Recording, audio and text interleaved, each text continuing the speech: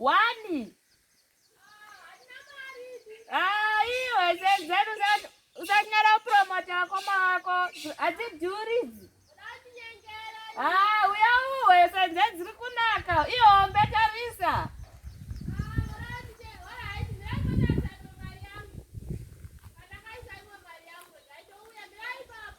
All right. Mandinyengera. Chicho nice and then. Chigaba chokuchengetera mari. Chigaba chemari. Yabuda ndachivhura.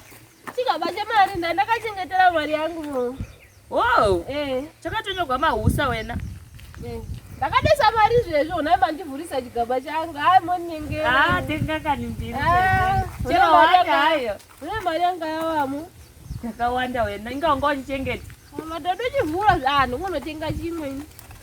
Tenga wani chete hayo nokupromota wakakoma. Tenga wani senzi. Zonaka mengo dzacho iwe. Mune mazhanje zvendizotenga rimwe yapera yasara. Mazhanje. Acha chidichi ndonotenga chimwe andadochivhura.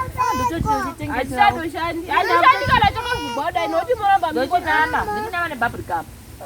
Sindongo. Chacho chitu ndichivhura pakakumeyo mazhanje usinove. Ndikavhurazve. Mazhanje ndomafarira. Ukayane mazhanje ka. Ndokora unokuza. Ukayane mazhanje ka. Ndokora unochivhura zvechimwe chandonoteka. Mazhanje ndomada. Iwe ndedza business man. Yakati kutengesa ndikokutengera porridge. Iwe mwana wakaita seka. Waudiona license nachitenga. Alright. Ndinasara mwe mari yangu ero. Ndiye mgenda isa yawatenga. Alright. Ndatonochina yama nebubblegum.